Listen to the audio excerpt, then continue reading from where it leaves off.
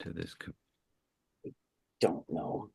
Okay, good morning. This is the Saturday service. New positions are available today on this, the 22nd of February, 2025. Um, New seating chart. I had this idea right before coming down today. Uh, do you remember in school? I remember in school, the teacher would put you at a new desk, and as some of us were saying, you feel a little bit like, I, I don't want to be in a new chair. I was quite happy where I was seated. And then 2 days later, you're kind of happy that you had moved and it's okay. It wasn't that bad. I thought about this service and I thought I'm really comfortable saying, well, Al, isn't that right? Or Al, what are your thoughts on this? And like, cause I know where Al sits.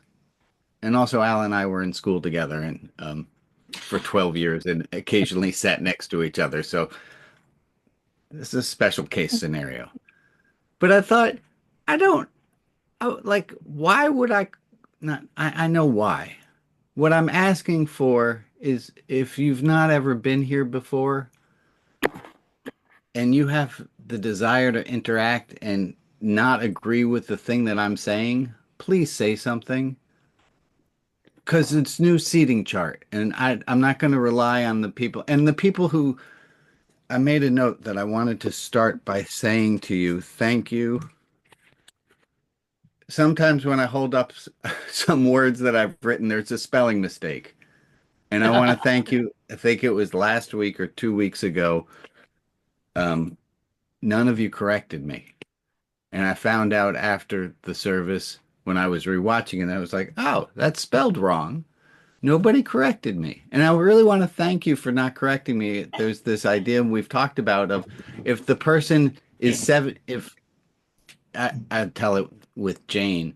If Jane's telling a story that I was there for the story, and if she gets 70% of the facts right, that's good enough. She says it was a Wednesday, but no, I know it was a Tuesday, so I'm going to interrupt her story and say, no, no, honey, it was a Tuesday. It's it derails. So thank you for not correcting my spelling.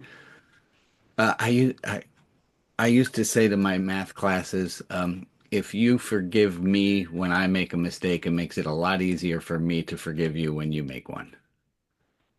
So last week, somebody said to me that they were having a little PTSD because we talked about math. I did not realize that math was a four-letter word like all the other four-letter words. So I apologize for scaring people by using the M word. There was a little discussion to be had that when I'm just kind of babbling this morning, let me say hi to everyone, put everyone on the screen. There's everyone, not yet. There's everyone. There's Harold and Connie. Hi, Harold and Connie. Okay, that's the best I'm going to get for everyone's shot today. Sorry about that. That's all I got. And a close up on Candace. Good morning, Good morning. Mr. DeMille.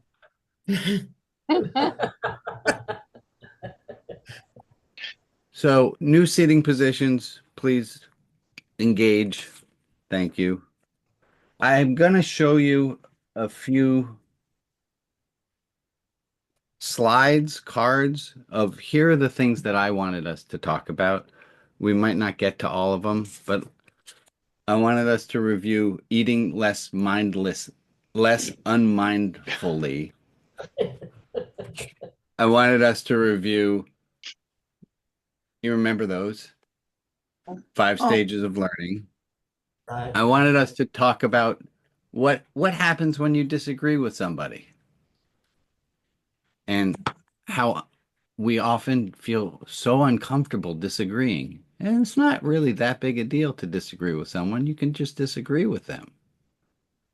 So I wanted to talk about that. I have a little teaching called The Origins of Evil is Facts. That's a little acronym called FREE that will help us to remember that.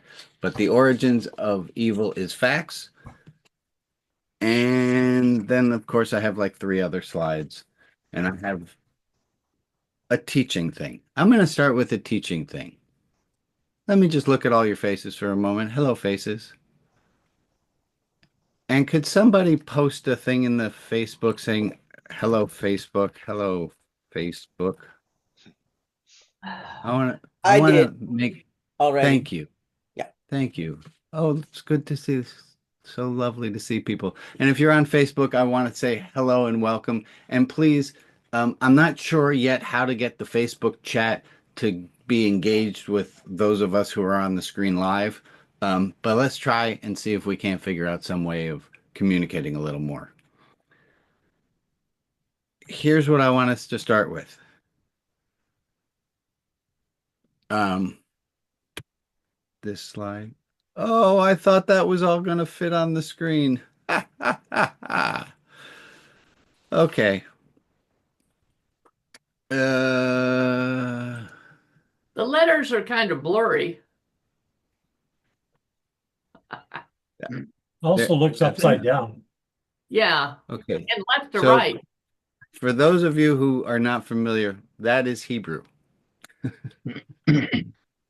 And this is a phrase by Rabbi Nachman of Breslov. He that is in modern day Ukraine. Breslov was Nachman of Breslov wrote a he was interested in wisdom, and he has this phrase, and it says this: no vidat shehad Adam, you know that word. God. Adam. Adam. So we're going to translate that as human. Know that humans sarich must la'avor cross over. There's a cool word in that, which is ever, which is from which we get the word Hebrew. Know that humans must cross over on a bridge narrow. Know that all people must cross a narrow bridge, very narrow bridge. All people must cross over a very narrow bridge. That was Mayod, and then Mayod gets repeated to let you know. And there's just a thing that some languages do that you say the word twice, and that means like twice as much of it. They hadn't all figured out exponents like we had, so they just used. Okay, bad math joke. Sorry again to the people who get hurt by and I make math jokes. My bad. Know that all people must cross a very, very, very narrow bridge. And the main idea,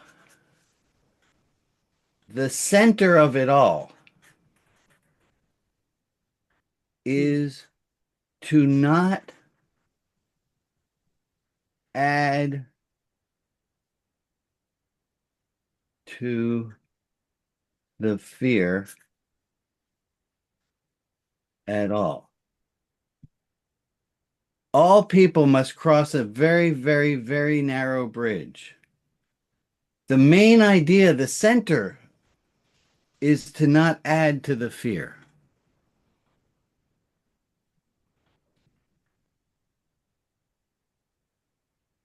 All the world is a narrow bridge. This became a very, very famous song.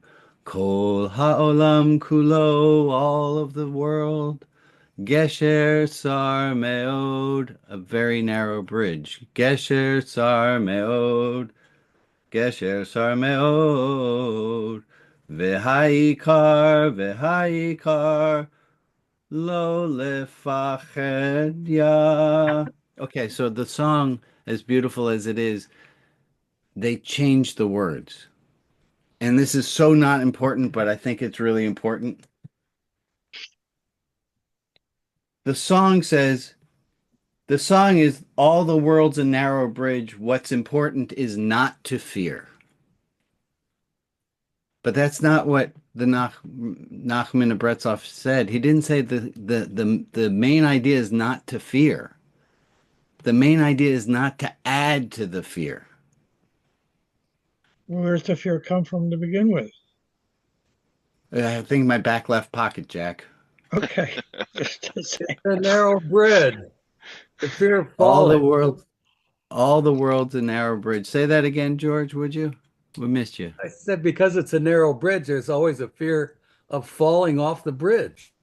Right. And the important thing is to not add fear. That's a good idea.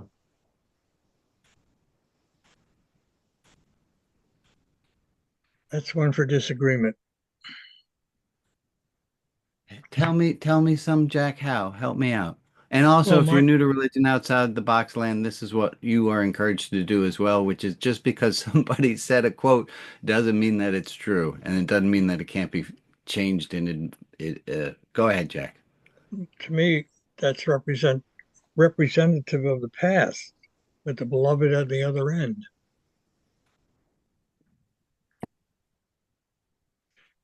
But I'm scared, Jack. 327 times in the Tanakh, it says, fear not. Right. And what do you make out of that, Carol, that it gets It repeated so makes much? me, Why does it say that? it makes me realize that we can always reach out to something that is transcendent, that gives us a different perspective on what is going on right now in this very difficult time. I love that. Sorry, what's the Tanakh? Is that Oh, so another word for The thank Bible? five you. books of Moses, Ah, Torah, Nevi'im, Ketuvim. okay. That's often So called the Pentateuch, isn't it? Maybe by It's the yeah. some. same thing. Pentateuch Thanks. means five. Thanks. So the first five books of the Torah, and then there are the prophets, which is Nevi'im, and then there's all of the writings, which are Ketuvim. And so the acronym for all of them together is Tanakh. Oh, Is there That's going to be a a test on this now? um, there's no test on Open this. book test. Yeah. right after the math test.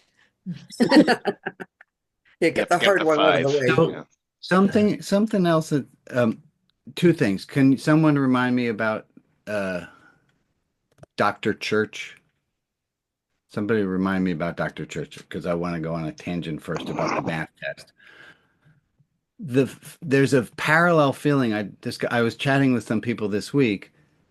There's a parallel feeling that happened in a lot of math classes where students were made to feel stupid, Here, right? There's a parallel between math classes where people. I got a stray dog on the. Okay, we got it. Math classes where people were made to feel stupid, and the experience that a lot of people had in their religious tradition growing up.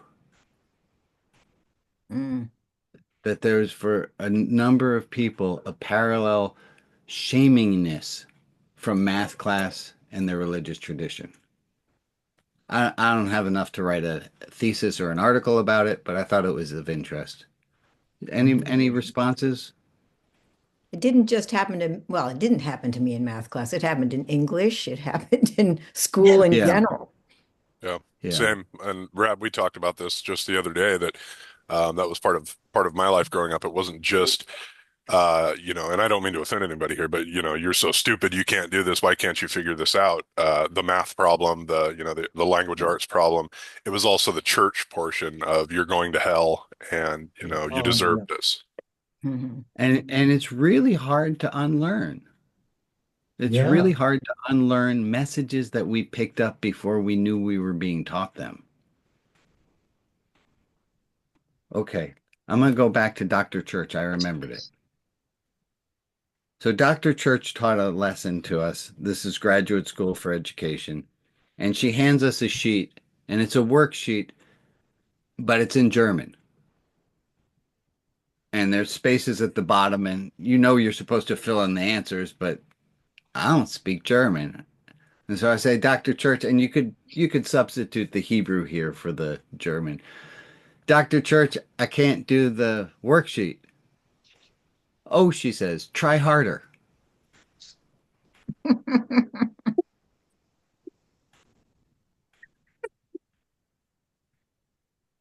That's the end of the story. Yep. Yeah. I had a Okay. teacher who said, "What? None of you knows Middle High German? Where is the next generation of medievalists coming from?" This happened at Please. City College. Uh, are you to have us believe that was said in earnest? It was said in earnest. Oh my Oh, goodness. Jesus. Hmm. Okay. Hmm. I liked it better as a joke. Wow. Okay. Um, the moral of this story over here, be careful when you tell somebody to try harder. It's sometimes okay. Done with that one. Let's move on.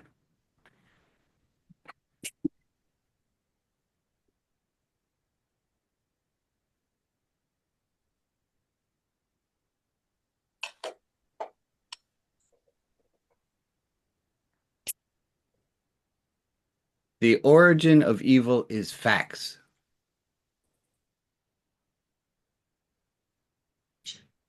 Mom, can you take me to the mall? Says a teenage girl who might or might not live nearby in this house.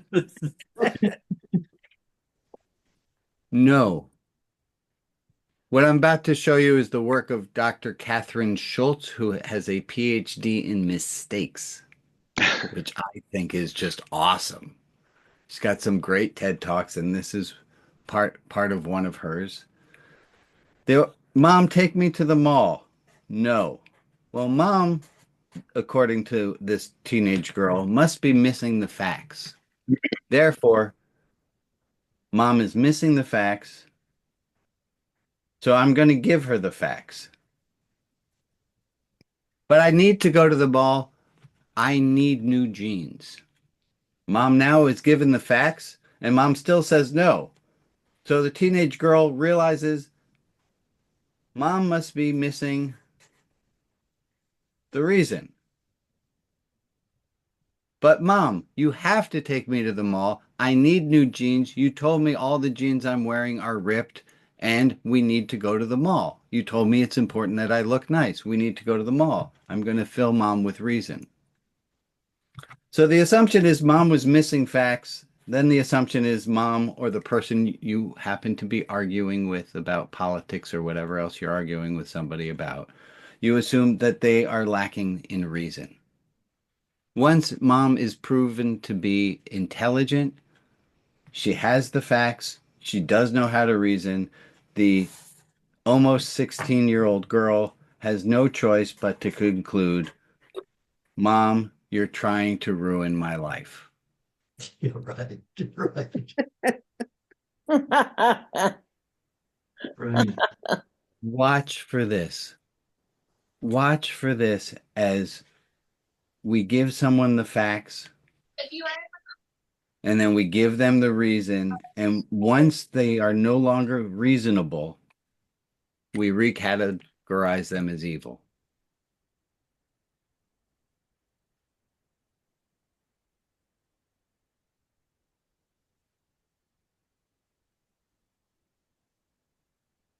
Do a little quick check in your own head.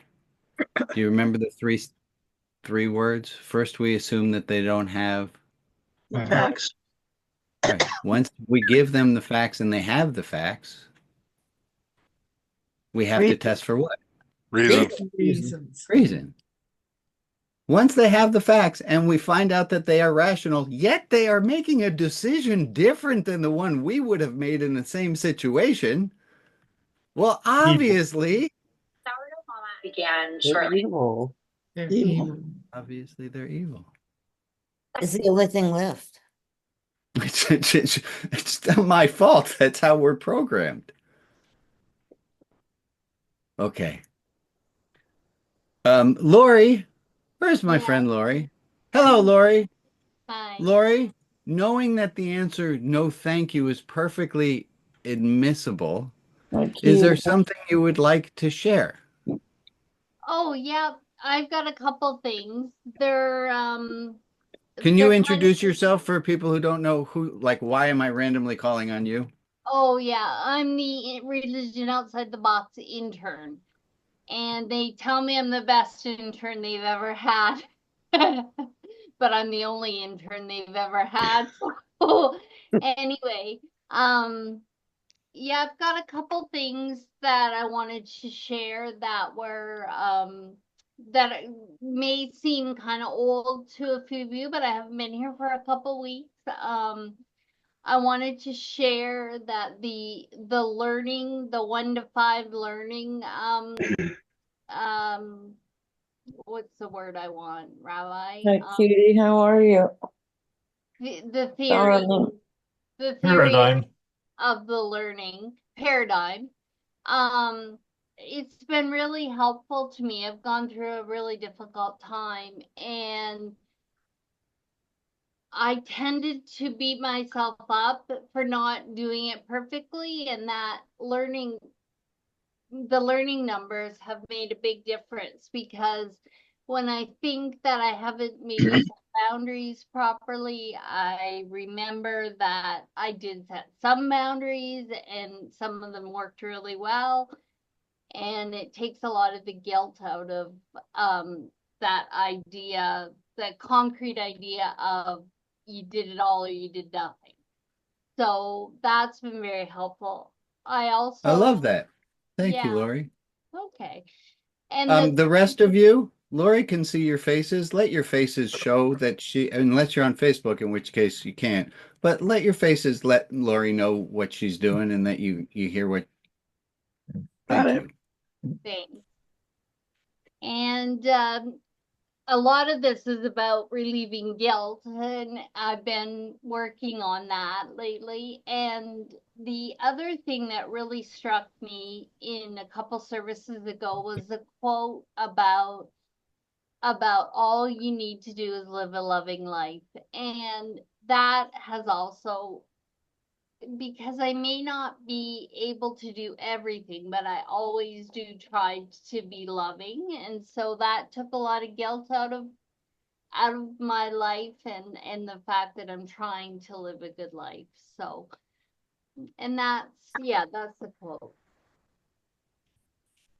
Thank you, Lori. That's it. Okay. Thank you, Lori. Is there anyone else who did a thing? And do you dare? I mean, come on, who wants to be the kid who stands up in front of the entire class and does a recital? That's terrifying. But is Brian, there anyone who, Maria yeah, has her Janet, hand up. what's it? Bri- And then Brian, Maria and then Al. I'm Great. gonna stand up at the front of the class. I'm having internet trouble again, so can you make me host again, please? Yeah, totally. Thank you. Go ahead, Janet. Um, I thought about this just after the introduction this morning, the pre thing. There's a song by Tori Amos called Winter, and there's a line in it that I always related to. It's after her being bullied. Her father says, "When are you going to love you as much as I do?" Mm, And it's exactly like you said, not being able to stand up for yourself. My dad I'd always just burst into tears and run out of the room when we'd get into a disagreement. I'm 73 years old, and that is still my modus still your operandum, instinct. right? Yeah. But I remember that line. I try to bring that line in because that was what my dad said to me when I was a teenager. When are you going to learn how to stand up for yourself? And basically, that And means when and are you going to and, love you? and what Lori said was you don't have to have done it perfectly to get Yeah, credit. yeah. You're in the progress process of doing it. It's amazing. Thank you, Janet. And I saw there was Al had a hand up, and anyone else who wants to, you're sharing it, one, to be seen, and two, to feel proud of yourself. Mhm. Go ahead, Al. Yeah, I just wanted to add that this past week, I, in a couple of different levels, said, "Help! I can't do this all by myself," and I feel really good about that. And it's not easy for me to feel good about that. I like the idea of being right and being all powerful and being in charge of everything. But I just recognized this week that that's not possible, and And you asked for help. I asked for help. I That's asked for help from amazing. a couple of different people in a couple of different ways, and they can't help me right away. They can't fix it all, but I'm hoping over the next few weeks and months that I'll find a new way ahead. And I like that humility. That's working a lot better for me than the arrogance of thinking I'm in charge of it all. Thank you, Al.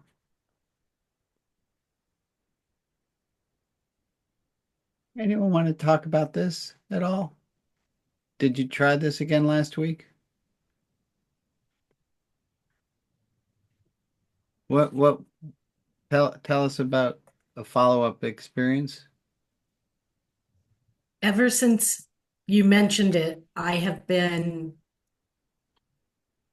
aware of how much I don't eat mindfully.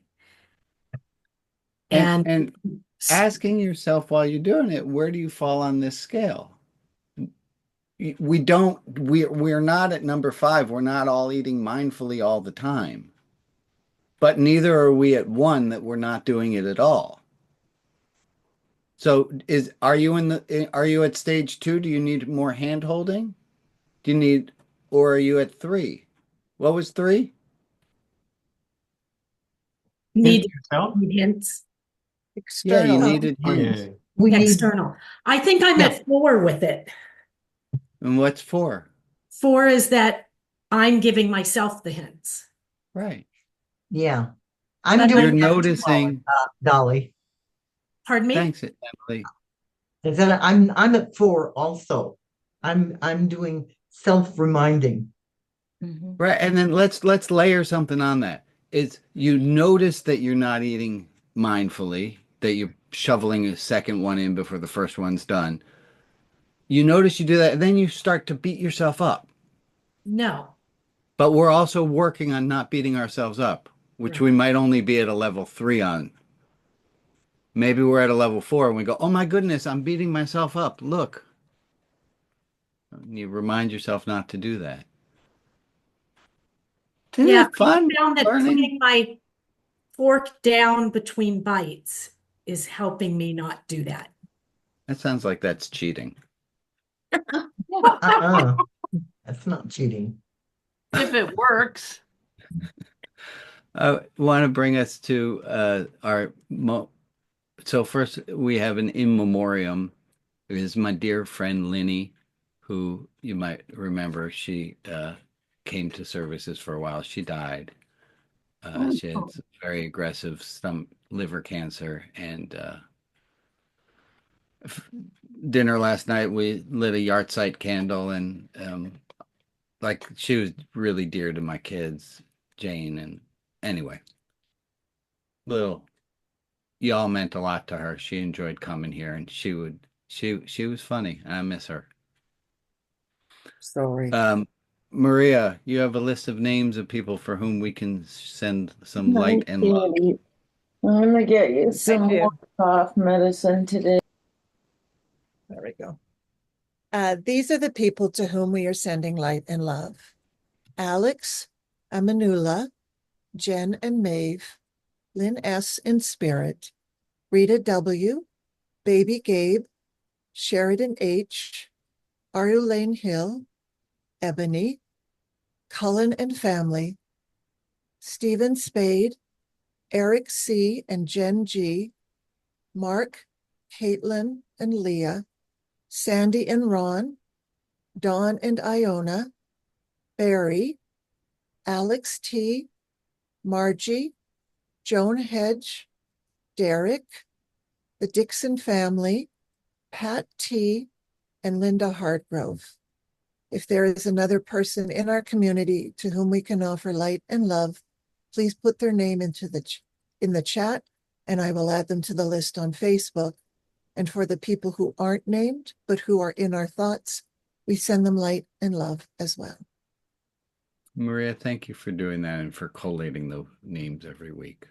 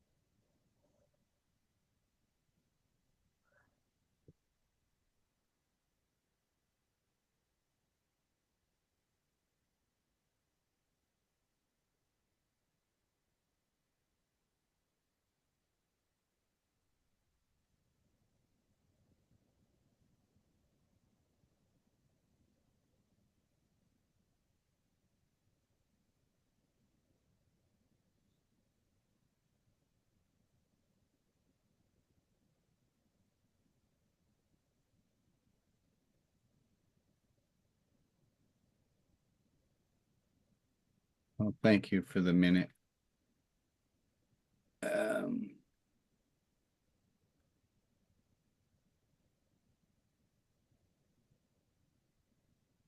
I just learned that the word fine, how are you doing? I'm fine.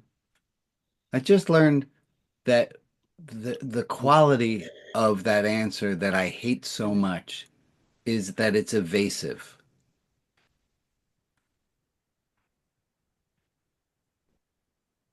How are you? I'm fine. I don't know anything more than I did before I asked you. I had a guy who I taught with, and he gave me this compliment once. I always loved it. He said, Brian, the thing about you is when you ask someone, how are you, you care about the answer.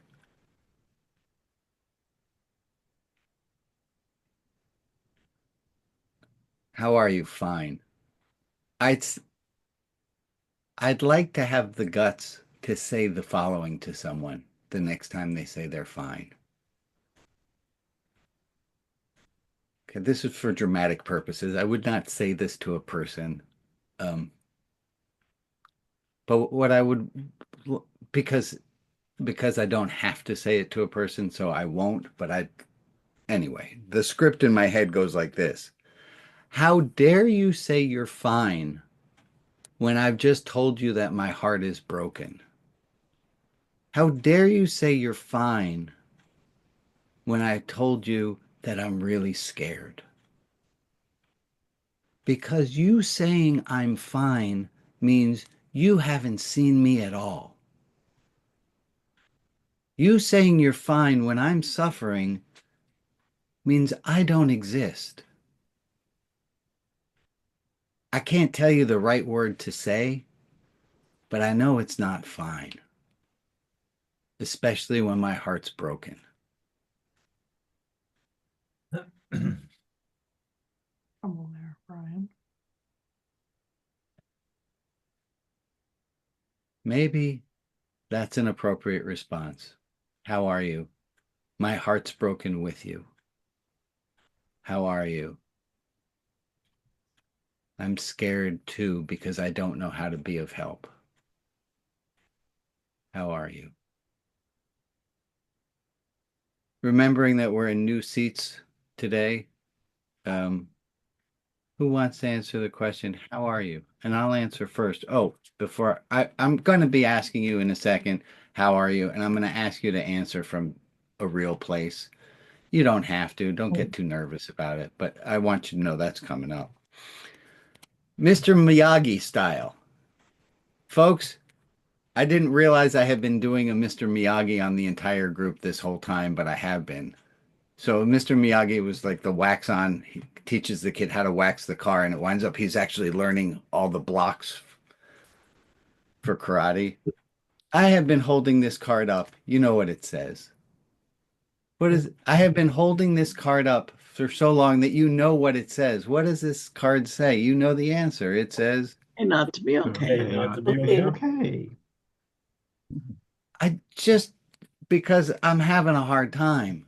I just realized the importance of repeating this so often is that I know it's rote now. How are you? I'm not okay. I'm fine with that. Oh, I just used the word fine. No, but it was okay, right? No, right. Okay. I have been saying this for so long, I believe that it's true in a way that I wouldn't have if I was just handed this today for the first time. Mm.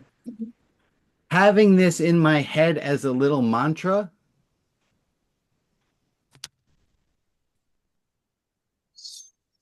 keeps me at level 4 because I know it's okay not to be okay.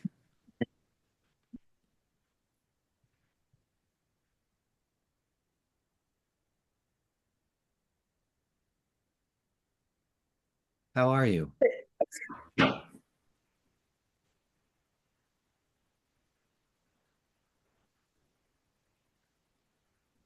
But we're Oh, I most should only be fair. Let me be fair for a second. I was told by one of you helping me, said, when you ask us to do a really deep-hearted dive into a really hard question, you got to let us sit with it for like 2 minutes. Amen. So you're not going to wait me out on this one. I want to wait. I want to wait for you. Look at your heart, metaphorically, of course, and give us an answer. How are you? Go ahead, Harold. And I don't remember when you first put that card up, but I caught long COVID and I had it for over a year. And then I had this move with our daughter on top of it. I repeated that to myself every day from those 2 years. That it's okay not to be okay. It is. Because you learned otherwise, didn't you? I'm learning. Yeah. You are learning now, but you Uh, picked I, up I along the back way. up to I back up from 4 to 3 once in a while. You're human. Thank you. Yeah. Yeah. And if we all remember the effects of stress on mastery, on learning, the effect of stress is that stress pushes you Back. one back. So of course you go from 4 to 3. Thank God you're at 4. How are you, Janet? This has to not do with how I am, but what happened when I took my mom to the emergency room. And on the way there, I said, when they ask you how you are, don't say fine. She's Right. going to the emergency room. It's like it's like, You're obviously not fine going into the emergency room. yes. Go ahead, George. most of the times when we're asked that question, the person asking the question does not expect an honest answer. Right. So that's where the fine comes from. Because nobody So has let me ask you a question, George. How are you? I'm deeply troubled by what's going on in our nation these days. So Yeah. Heartbroken? uh Scared? frightened, yes. Frightened. Thank you for being honest. Very disappointed. But Disappointed. I ask that question when I'm going through the checkout in the grocery. So, how's your day going? They say it's going fine.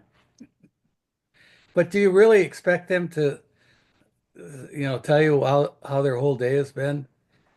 I've had interactions and I've had interactions. And I've did say to a woman once, she said, how are you doing today? And I said, how honest of an answer would you like? That's a good response. Right? How honest of an answer do you like? She said, I like real. I said, well, I'm having a really hard time. I got a bandage on my eye I had a surgery at the time, and I'm feeling really vain and I'm feeling stupid. And she said to me, what's your favorite thing that you're buying here at the store? And I said, the chocolate covered marshmallows. And she said, I'm buying those chocolate covered marshmallows for you. Oh. I love it. And then I wept. Yeah. And then you were fine. Well, and then I ate the chocolate covered marshmallows. You felt Then you better. were Go, go And then ahead, you were Mary. fine. All right. Once I was in the grocery store, and I'll give a plug for Trader Joe's because this is where it happened. And we had just lost our dog. And the clerk said, "How are you doing today?" I said, "I'm really doing horrible. But, we just our dog just crossed the Rainbow Bridge, and he went and got me a bouquet." Oh.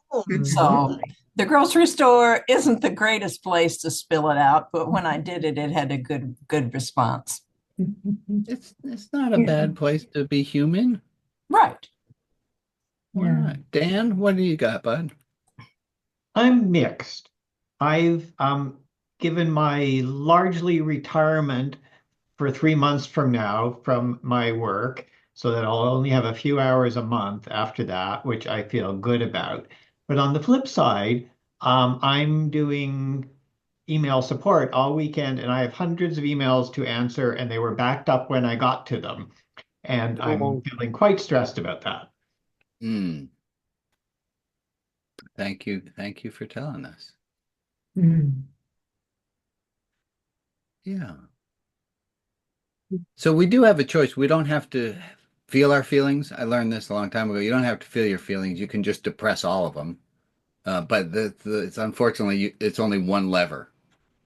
Like if you can't just turn off the sadness. It's one breaker switch for the whole house. All right. I'm not sure if I should continue. Well, I will continue, but if I should continue with asking people how they are. I'll tell you, Oh. I've been dealing with being completely overwhelmed and getting frozen in it. And then I have to remind myself to just put one foot in front of the other. Yeah. Because that's the only way I can get out of it. Amen. Amen. Yeah, Brian, hold on. If you ask me how I was, I think I'd say I'm fine because I feel broken and my world's upside down and the fucking dumpster's on fire. And if I start to unpack it, I'll fall apart. So, buddy. So it's just sometimes it's a lot. It's a lot in the world, and then it's a lot at home right now, and I'm reaching for the lever. Yeah. Sometimes I lean on that crutch and just numb it all out for a while. Yeah. And there's a reason we can dissociate is because it's an important skill to have when things get too much. We got to take breaks. Thank you for sharing, Gord. Thanks Can for you being there. see everyone on the screen? Can you see the gallery of people? People, I don't know the best way of you conveying love to Gord, but figure it out and make that on the screen somehow. Yeah, I see peace hearts. Yeah. Gord, look at those faces, would you? Thank you. I appreciate this community so much. Gord, I really appreciate you saying that because I'm having a hard time, and I realize that periodically I just need to put it down and not think about it. And so I'm glad somebody else is out there. So thank you. Yeah. Thank you, Meg. Wendy? So I'd say today I woke up, or at least I came downstairs filled with gratitude. I had power to make coffee and to make food, and I had food in my refrigerator, pretty much anything I wanted. That's wonderful. And this situation we're in with our country makes me realize how valuable the rights I have right now are, That's which I beautiful. took for granted a year ago. That is beautiful. Thank you for reminding us it is both and. Unless we could all actually agree, and all of us who are having a hard time can scapegoat Wendy and kind of beat her up and make her feel awful too. Uh, Anyone yeah. else in on that? I can I say one thing? I just want to say thank you, Wendy, for that, and for those who've expressed pain. Um, I think sometimes we think it's got to be one thing or the other. Brian, you just said it's a both end. I want to emphasize that because it's true. We can hold this paradox in our heads and our hearts, and it's not a both end. It's an either or. We can be in deep pain in the state of the world, but also express deep gratitude for the power that we have and the food that we have and the way that we live. Both of these things can be true, and I need to remind myself of that. And I Yeah. just offer that as food for the rest of you to chew on too. Thank you, Hugh. Amen. Hugh, Mhm. ask me how I am. How are you? Brian, Yes, I, Hugh. I would really like to know how you're doing, friend. The way I've been saying it to people recently is, well, there's a giant pile of shit. And aside from the giant pile of shit, I'm doing okay today. And sometimes the giant pile of shit overwhelms me and I get sucked under, and sometimes I take a shower. But there's a giant pile of shit and we can't ignore it. And That's how brother, I've been answering. I am with you in solidarity with you. Thank you. Amen. Wow, you. Yes, yes, Carol. And then Bob. I was doing really, really fine until someone told me that we sent 6 bombers over Iran. And then I What? was no longer doing fine. I thought what Trump wants most of all is to start World War III. And I thought, I love life. I want to keep on living. I don't want, why is he allowed to be so out of control? Yeah. But I keep saying, I'm not in charge. And I do really believe that I can focus on the eternal. The temporal is in a very bad place right now. You're very wise, Carol. Go ahead, Bob. Well, I'm looking out my window now and I see a robin up in the tree and rabbits running around. And so uh, those are some of the things that gives me hope. Yeah. And that's the and part that we were just talking about, the and Yeah. part. And my neighborhood has 20% more birds in it than it did last week.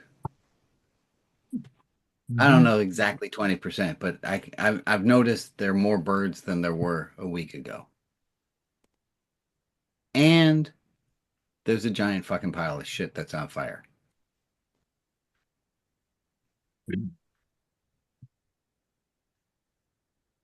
I have a quote that I put.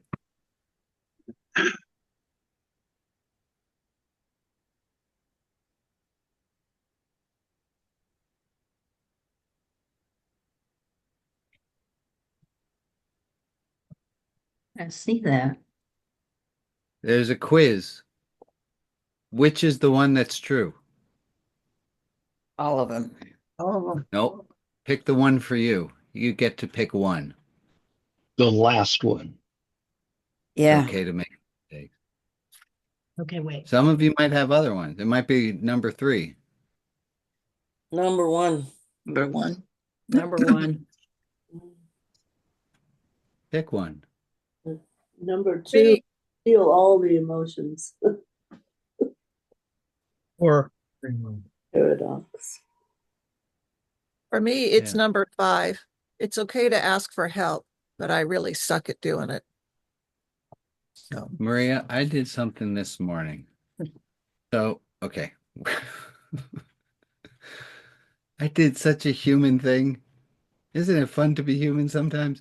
So, I have a smoothie every morning. I can because I like consistency and I like doing the same thing sometimes. And every morning I make the same smoothie.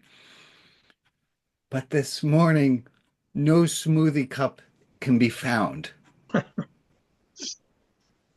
So I have a bowl of cereal.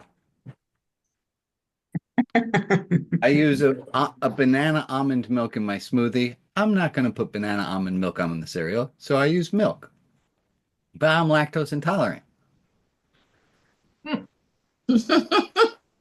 We have lactose pills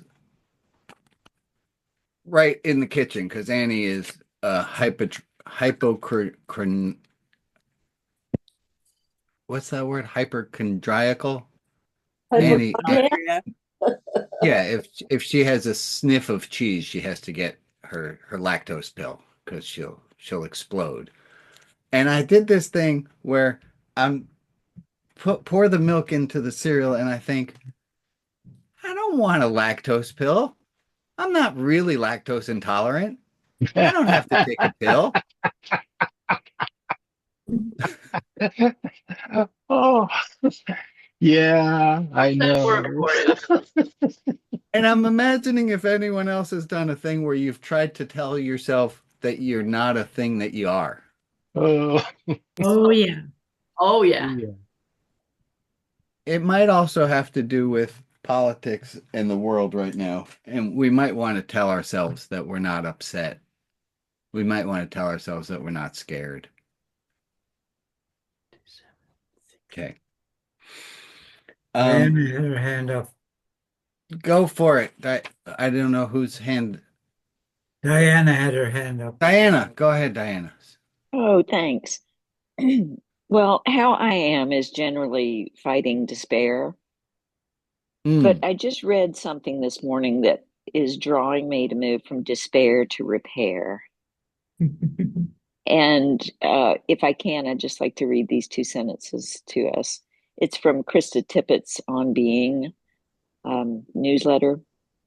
And she's telling the story of her Hasidic grandfather told her that there was an imperative to repair the world. In the beginning of creation, the light of the universe was shattered into a million pieces, which lodged as shards inside everything and everyone. Our calling as human beings is to look from the light for the light from where we stand, to call it out, to gather it up, and in so doing to help repair the world. So that's something I've been thinking a lot about, is thinking of last week, or the couple of weeks ago where we talked a lot about action. What do we do to repair this disintegrating world that's unraveling in front of us? I've told some of you about my little act of resistance at 7 o'clock at night.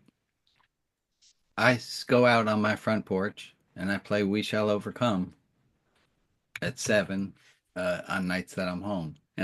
But that's not enough. And I'm going to an organizing meeting today. And I'm going to suggest to everyone here this world that we want to see, a world.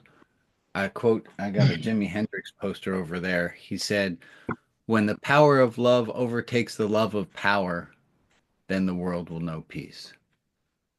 If we want to have more of this love in the world that we're talking about here, we need to do we need to do some acts. I hate telling people what to do. I don't have much of a choice here. One suggestion. Those people Yeah. who can't hear you playing We Shall Overcome should go to YouTube and listen to We Shall Overcome sung by Morehouse Chorus. It's It beautiful. is amazing. And the third stanza makes the hair on the back of your neck stand up. Can you remind us what the third stanza is? We are not afraid. Yeah. Can you just feel the hairs on the back of your neck there? I felt them. Makes me want to stand up a little stronger.